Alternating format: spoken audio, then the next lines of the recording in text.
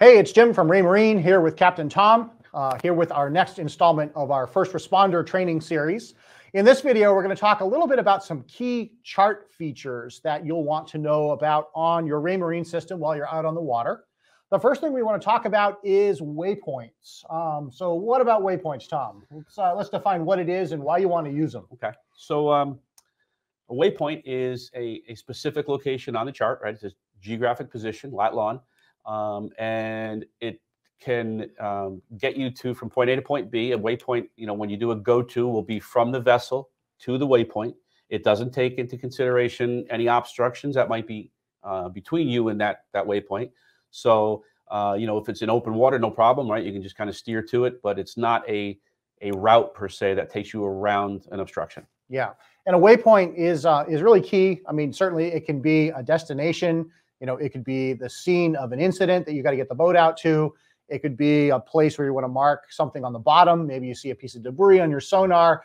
But essentially, it's a set of GPS coordinates that's going to allow you to get precisely on that position. So let's look at how we can put a new waypoint on the system. I'm going to bring up the product camera. We'll bring it up big here so everybody can see it. So what is the easiest and quickest way to drop a new waypoint in there? Is to what we call a long press on the chart. It's just a press and hold. And when you do that press and hold, you're going to get a pop-up. And number 2 is place a waypoint. Now you have an opportunity here you can press on the X where the symbol is right there, and it'll give you the whole pop-up list of waypoints. Missed the press? Yep, I missed the press.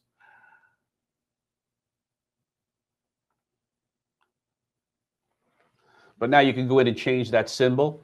There are actually some first responder symbols in the waypoint guide. So if you press on that, you see the first responder tab. These are just a few that we have implemented in there. If there's a specific waypoint that you might like to see, an icon that you might like to see, you can contact us and let us know about that, and we'll see if we can't get it in there for you. But at any rate, you just pick your waypoint, pick your symbol. You can name it, and pretty much it's there on the chart for you to utilize. Yep, and you can see there's a lot of different options for waypoint symbols on here. So this gives you a way to mark off a position, give it a unique signature on the chart, and you can call it up anytime for navigation. Right. Let's say I just want to pick a spot off with my finger and immediately go to it. What's the best way to do that? So same scenario, long press on the chart. Okay, long press. And our first option is going to be go to. Go to, okay. I see the difference here is when we put something in to go to, not only does it create a waypoint at that spot, but it actually activates it for navigation too. Correct. So we've got a run line to it. We actually had a data box pop out here along the side. So it's actually giving me some bearing and distance information. So I get an idea of which way I got to steer and how long it's going to take to get there. Right. And while we did cover some data overlays in our previous video, it's worth mentioning that that data box is also editable. So if you press and held on any one of those data box items, you could change the information that's underneath that. That's true. Yes. Yep. They work just like other data items on the system. Right. Long press, select edit, and then you can get into the menu and change whatever's in that data bar. Mm-hmm. I'm just going to close the data bar for now by touching the X on the corner of it. Okay. There are other ways we can enter waypoints on the system as well. Let's say, for example, I get the latitude and longitude of a vessel in distress. Is there a good way to enter that in? There is. So the easiest way and the quickest way to do that is by utilizing the menu button, which is in our top right corner. And then you're going to touch on the new tab. And your first selection there is going to be new waypoint at lat long. Now you can see that the lat long is populated there. If you have the new data, you don't have to worry about scrolling through and moving the cursor. You can simply type right over that to make things much quicker. All right. Yeah. So, assuming that the position is going to be somewhere nearby where my boat is already situated, I can just start typing. So I go 41, 13. Maybe this is at, 45.7 north. And then I type in my longitude that I'm receiving, 072 0400 west. And there we go. Yep. Now you can save that. And then when you save it, you're going to get an additional pop-up box And really the takeaway here is on the bottom is the go-to button. Okay, let's hit the go-to button. And that is going to create that new go-to to the waypoint. There we go. And yeah, I see it's to the southwest, or sorry, southeast of where I am. Yep. Currently. So basically, Jim, I don't know how you did that, but you pretty much populated the waypoint for Valiant Rock. Nice, good guess. Good guess.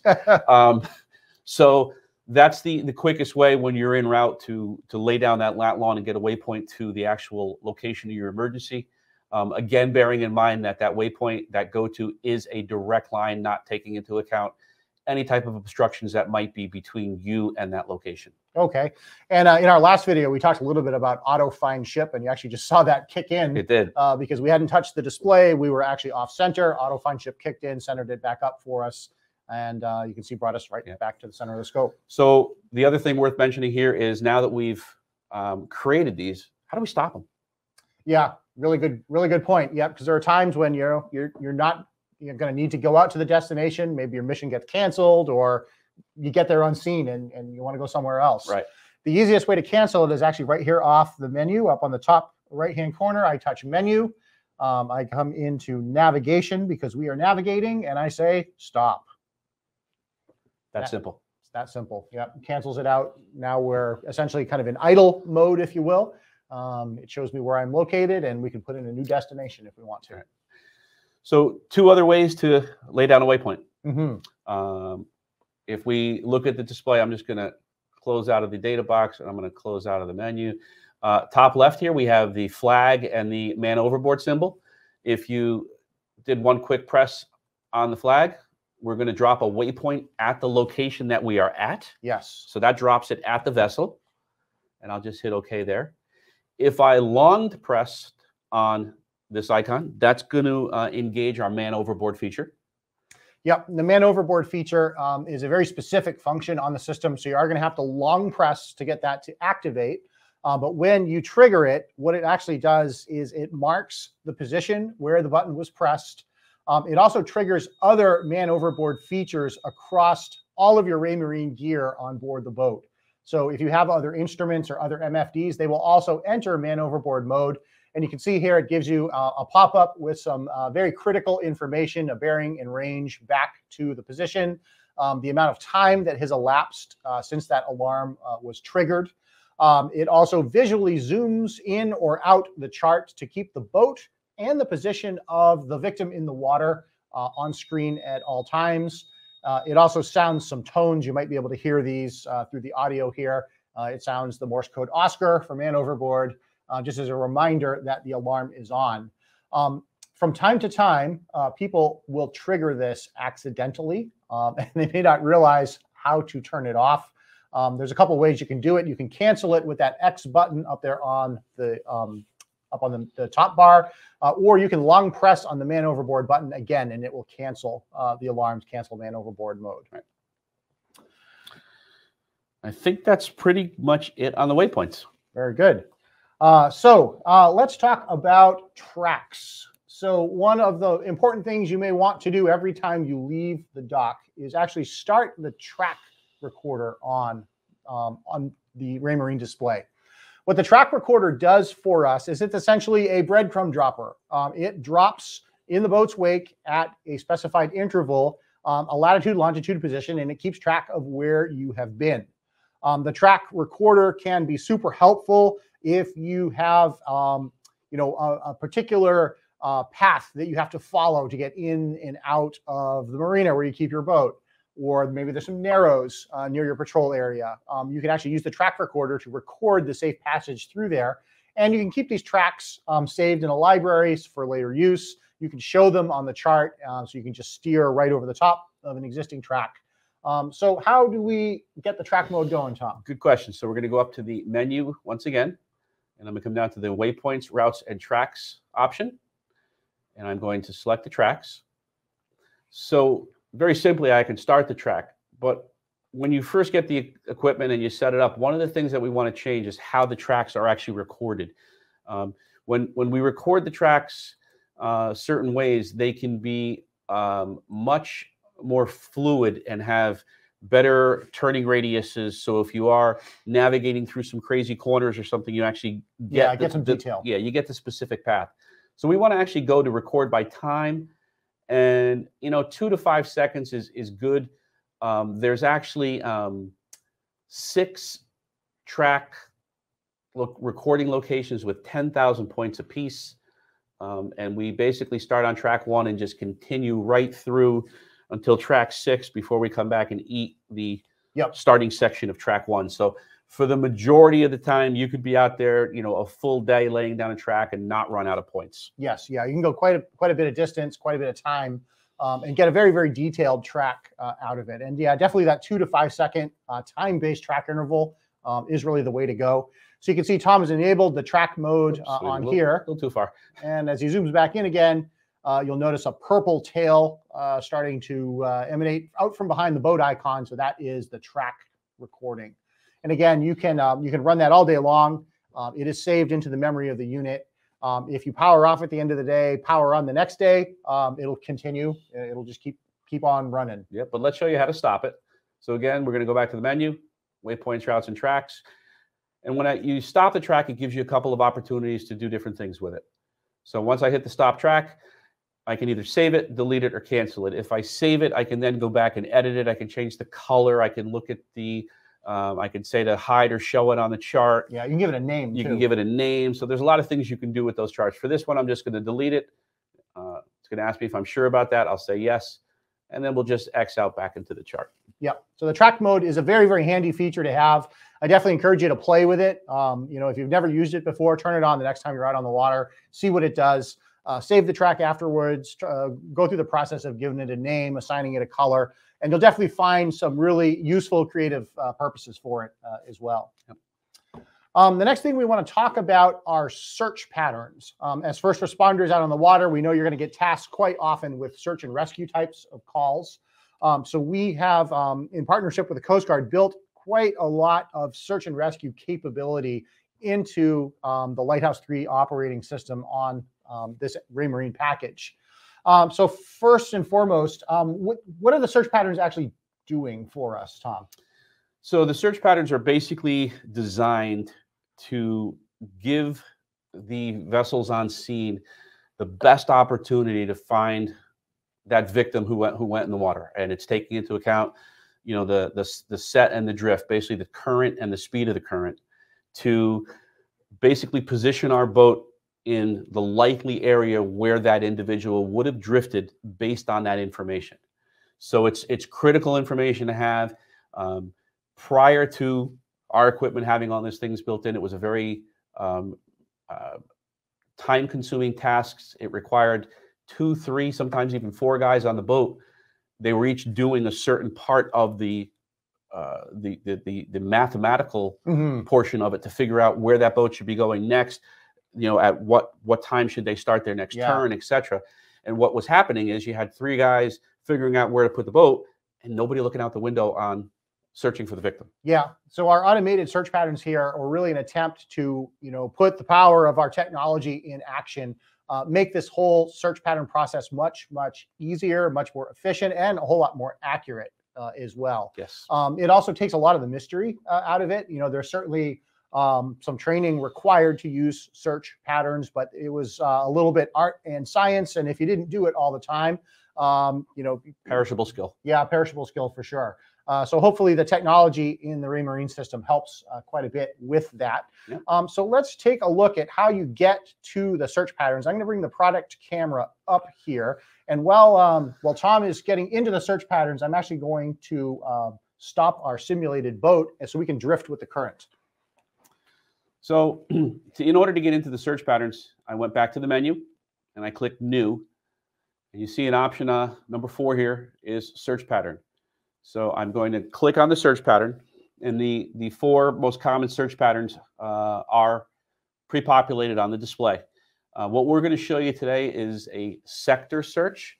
So you simply go ahead and click on that sector search. So basically what happens is you're going to get dispatched to a location. That location is called the CSP, or the Commence Search Point.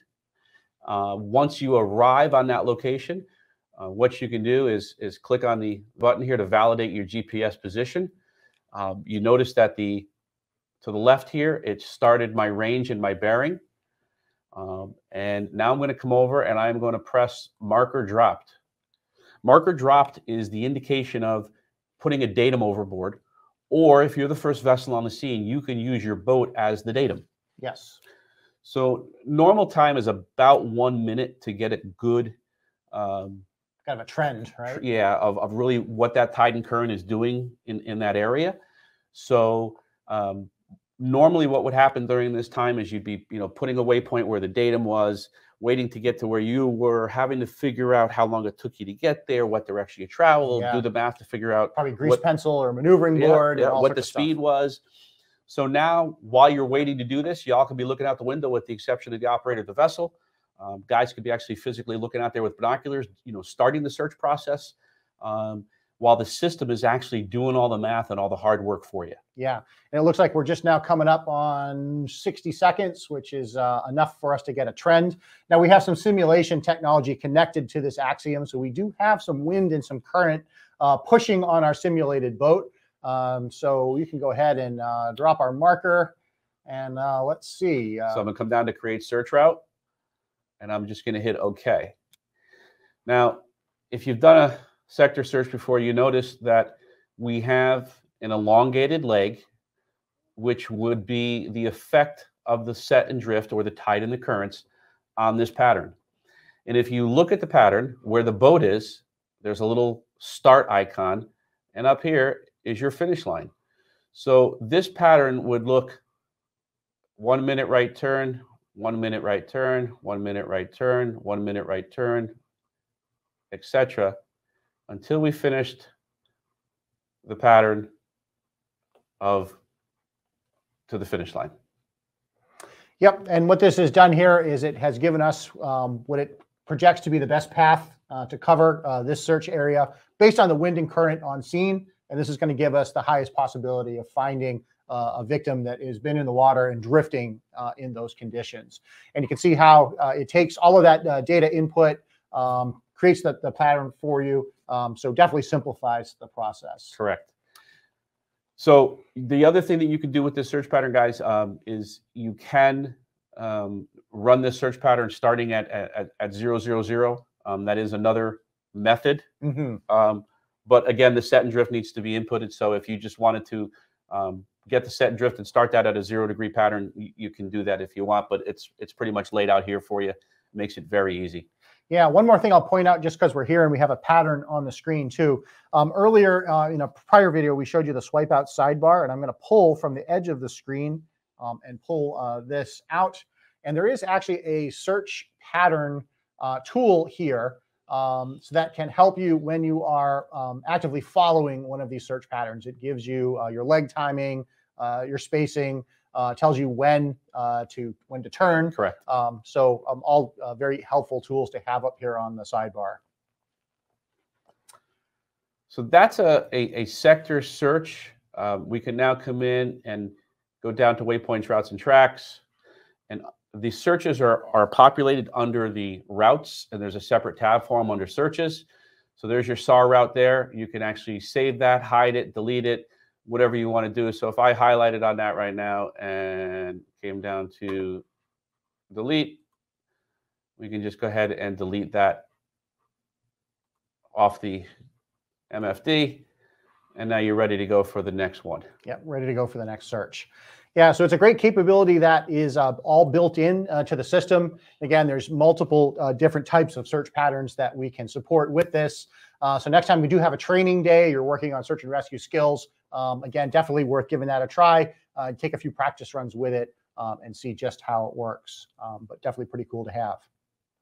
Now, we know that when you're out on patrol, one of the things that you don't have an option of is whether you're out there day or night.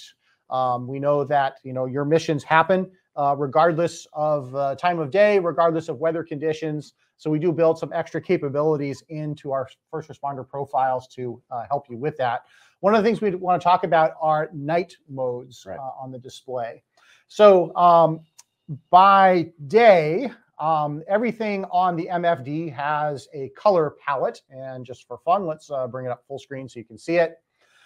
We have a couple of options turned on right now. We actually have a white background going. There's a black background as well, but the white gives you better contrast during the day. Works a little bit better in our studio as well with our cameras. So we got the white background turned on. But obviously, if you got out at midnight in the darkness on open water, this is going to be pretty harsh on your eyes. So there's a couple of things that we can do to control how this display works. So what Tom is doing right now is from the home screen, he went into settings to the This Display tab, and go ahead and select the dark color palette just to show you the difference. So number one, you can go to a dark color palette overall. So that helps considerably. There is another thing we can do to make this more optimized for nighttime operation. We actually have a nighttime color mode. So let me show you how you get to it. You get to it using the power key. And because of the way that we are desktop sharing this MFD, you can't see me touch the power button. Let me see if I can maybe bring it up like this. And I'm probably gonna have to move some things over a little bit. Tell you what, give me the product camera, Tom. We'll bring that one up. Add that to the stream. We'll bring that up solo for a minute. All right. So here is my power key right here.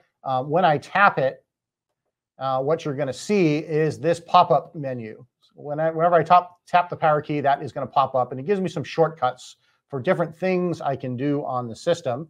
So now that I've shown you where that is, I'm actually going to go back to this camera view because it's a little bit easier to see. When I tap the power button and that menu pops up, in the corner I have display mode, and you can see I have a choice of day or night. So I am going to, try that again. Display mode, let's go to night and see what happens. So we have engineered the system that in night mode, all of the white basically disappears, and it is replaced predominantly with grays and blacks that are much, much easier on the eyes at night. Of course, spot soundings and depth contours, very important to see. So you'll notice that even on the navigation chart, it has shifted to a nighttime color palette. So much, much less white light in your eyes. Let me go back out just to the full product camera for a moment to show you one other thing that's in there. I'm going to back this up, and I'm not sure exactly how well this is going to work for you, but let me show you where it is. I'm going to tap the power button one more time because what I also have down here on the bottom is the brightness control for the display. And you can see as I touch and drag, I can make the display brighter. I can also make it dimmer. And I can make it dimmer to the point that we probably won't be able to see it on the camera. But that is another way that you can control the lighting on the system. Now, one other quick shortcut just to show you while we're here. There are times when you're going to go out at night. You're going to be the last guy using the boat at the end of the night, and you left it very, very dim. When the daytime crew comes in, they're going to turn the MFDs on, and they won't be able to see anything. Here's a shortcut to bring the brightness back up. Just do multiple taps on the power key, and you'll see that it will jump back up in brightness at 10% intervals. So it doesn't matter if it's in day mode or night mode. Just start tapping the power key, and it'll jump up in 10% increments and bring the backlight brightness back up. And of course, if you want to go back to daytime mode, just tap the button, display mode, day, and it'll shift back over, and we're good to go. Nice. So one more thing on our list, guys, is a screen capture. We talked earlier about the appropriate data overlays on your chart when you're doing a search pattern. Whether you're doing a search pattern or you're in a sonar page, and there might be some interesting information that the Real Vision sonar is giving back to you, you might want to take a picture of that. Well, the system is smart enough to be able to do that. If you put a blank micro SD card in one of the card slots, and you can assign it in the menu, a simple tap of the power button will bring up a shortcut screen, and it'll say take screenshot in the left-hand corner. As soon as you press take screenshot, anything that's on the screen at that moment will be captured in a PNG file and saved to the micro SD card. That PNG file is readable by most all devices these days. Yeah. And you can, again, utilize that data for training, for review, for attachments to your reports, whatever it might be. Yep. Yeah, those PNG files, they are universal. You can attach them to Word, PowerPoint. You can email them to people, all that sort of stuff. And they are saved onto one of those 2 micro SD cards inside. Again, just tap the power button from the pop-up menu, hit take screenshot. You'll get a confirmation that it was saved. So very, very easy to do. That's it. All right, so that's going to be the end of this segment. So keep watching on this channel for additional first responder content. We want to thank you for watching, and we'll be back again soon. Thanks.